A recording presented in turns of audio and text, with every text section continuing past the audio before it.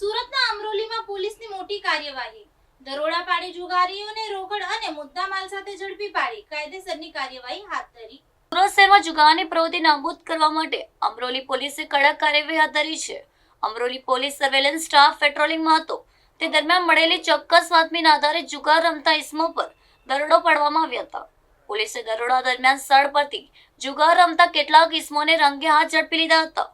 તેમની પાસેથી રોકડ રકમ, બાઇક તથા મોબાઈલ ફોન સહિતનો કિંમતી મુદ્દેમાલ જપ્ત કરવામાં આવ્યો છે. અમરોલી વિસ્તારમાં ગેરકાયદેસર પ્રવૃત્તિઓ ચલાવતા અસામાજિક તત્વો સામે પોલીસે લાલ આંખ કરી છે. ઝડપાયેલા આરોપીઓ સામે જુગારધારા હેઠળ ગુનો નોંધીને કાયદેસરની ધોરણસરની કાર્યવાહી શરૂ કરવામાં આવી છે. પોલીસની આ ત્વરિત અને સઘન કામગીરીથી અસામાજિક પ્રવૃત્તિઓ કરતા તત્વોમાં ભારે ફાટ પડી છે.